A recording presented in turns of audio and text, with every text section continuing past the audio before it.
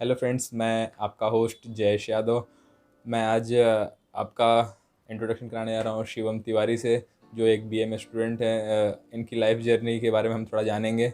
और फिर आज ये मतलब महाराष्ट्र के नंबर 1 कॉलेज आयुर्वेदा कॉलेज से हैं ये। और फिर बोल सकते हैं आप टॉप 3 में तो इनका कॉलेज आता ही है पूरे ऑल इंडिया में। और ऑल इंडिया आयुर्वेदा में तो पूरे वर्ल्ड में तो इंडिया नंबर 1 पे और इंडिया के नंबर 3 कॉलेज पे ये इन्होंने एडमिशन पाया। तो फिर कैसे इनकी वहाँ तक पहुँचने का जो भी जर्नी था, हम उसके बारे में थोड़ा जानेंगे। Shivam Tiwari. Hello everyone, I am Shivam Tiwari, currently studying in third year in Arya Poddar medical college under the course BMS। मैंने 2019 में ये BMS कोर्स में आर्य पोद्दार मेडिकल कॉलेज में एडमिशन लिया था through Maharashtra counselling authority called as CET cell. यहाँ पे जो एडमिशन होता है वो ओनली थ्रू नीट होता है। कोई भी एडमिशन मैनेजमेंट कोटा के थ्रू, कोई भी एडमिशन डायरेक्ट कांटेक्ट के थ्रू नहीं होता है। सिर्फ और सिर्फ CET सेल से इसमें एडमिशन होता है। और CET सेल हमारे ऑल इंडिया रैंक के हिसाब से, हमारे नीट के मार्क्स के हिसाब से, परसेंटाइल स्कोर के हिसाब से, और जो हमारा कैटेगरी रहता है, ओपन है, कास्ट है, उस हिसाब से हमें अलॉट करता है कॉलेज।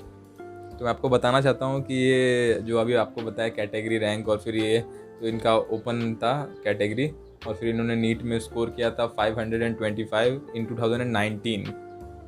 ओके, तो फिर मैं आज इनसे कुछ पर्सनल चीज़ें आप इनसे डिस्कस करेंगे, जैसे कि इन्होंने संस्कृत में, मतलब सब लोग बोलते हैं आयुर्वेदा में बहुत ज़्यादा संस्कृत होता है, तो फिर उसके बारे में क्या होता है, क्या किसी ने लाइफ में कभी संस्कृत पढ़ा नहीं है तो क्या वो एडमिशन ले सकता है कि नहीं ले सकता, हम लोग इसके बारे में थोड़ा जानने की कोशिश करेंगे। तो फिर आप मुझे बताइए कि आपने इससे पहले बिफोर 12th और नीट के पहले आपने कभी संस्कृत पढ़ा था? संस्कृत लैंग्वेज था आपके स्कूल में? नहीं, बेसिकली मैं एक इंग्लिश मीडियम से बिलोंग करता था अपने 10th 11th स्टैंडर्ड में, तो मेरा कोई भी ऐसा संस्कृत बैकग्राउंड नहीं था।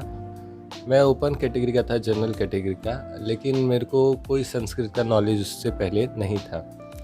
जब मैं फर्स्ट ईयर BMS में एडमिशन लिया तो एक सब्जेक्ट मेरे को देखने को मिला, संस्कृत। तो वो सब्जेक्ट देख के मैं और मेरे सारे फ्रेंड्स ऐसे डर गए थे कि नया नया सब्जेक्ट है, कैसे हम लोग क्या करेंगे, उस सब्जेक्ट में कैसे पढ़ेंगे। लेकिन धीरे धीरे वो सब्जेक्ट को पढ़ते पढ़ते हमारा आदत हो गया। जो भी उसमें श्लोक्स होते हैं, जो भी उसमें संधि वगैरह होते हैं, तो वो हम लोग ने पढ़ना चालू कर दिया। और फिर उसके बाद मिड फर्स्ट ईयर तक आते आते वो हमें इजी लगने लगा।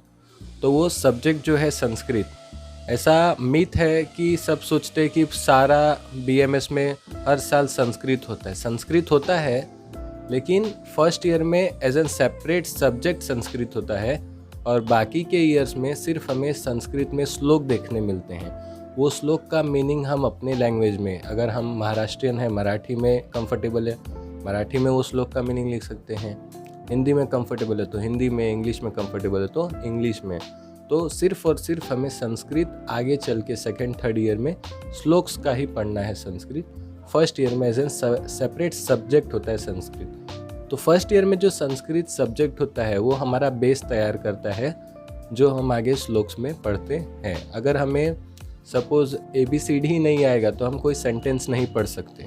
वैसे ही हमें अगर संस्कृत ही नहीं आएगा तो हम उसके श्लोक्स भी ना तो पढ़ सकते हैं, ना तो उसको याद कर सकते हैं। अगर याद नहीं कर सकते हम लोग उसका एप्लीकेशन भी नहीं कर सकते।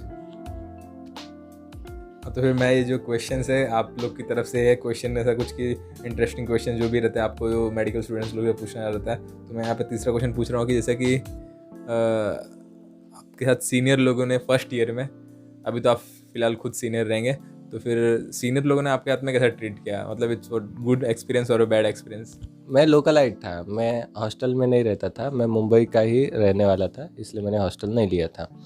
तो लेकिन जब हम लोग भी लेक्चर के बाद या फिर कोई टाइम रहता था, जब हम लोग सीनियर से मिलते थे, तो फिर उनका बहुत ही अच्छा नेचर था, फेमिलियर नेचर था, हेल्प भी करते हैं।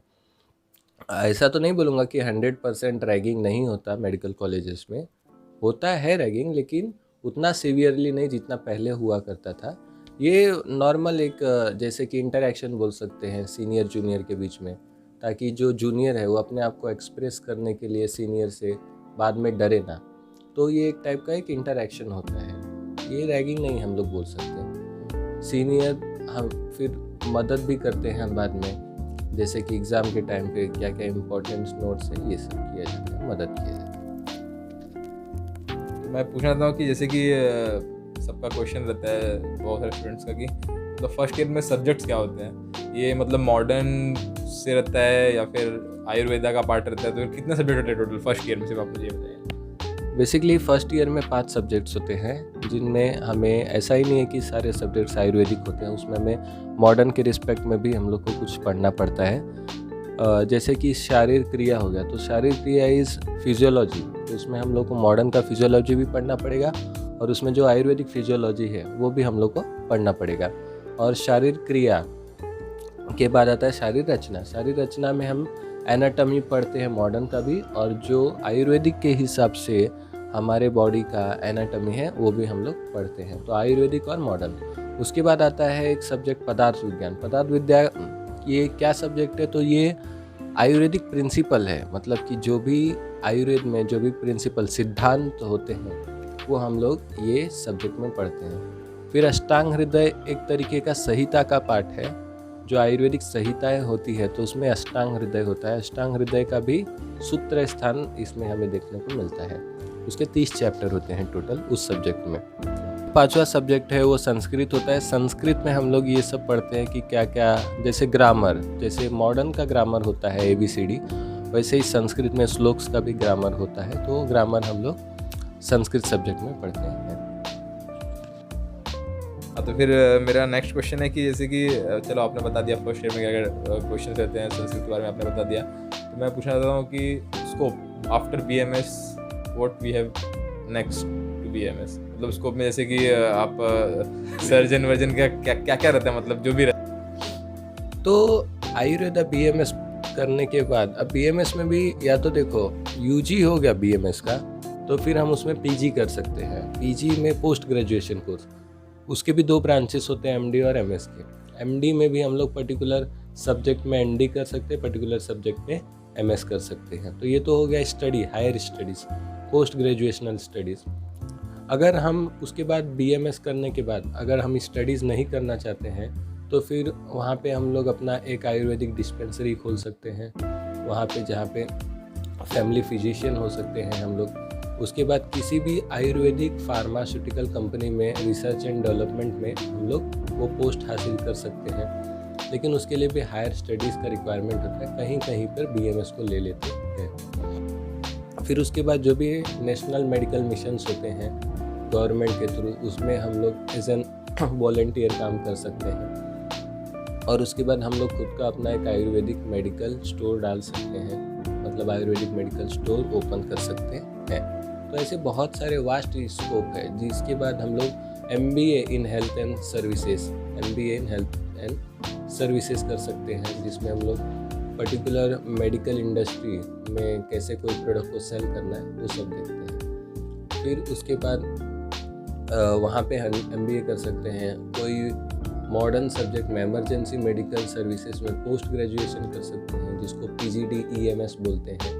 इसके साथ साथ अलग अलग सर्टिफिकेट कोर्स होते हैं 6-6 महीने के, CCH हो गया, CGO हो गए, ये सब मॉडर्न के कोर्सेज होते हैं, जिनमें हम लोग सर्टिफिकेशन करके अपने क्वालिफिकेशन को बढ़ा सकते हैं।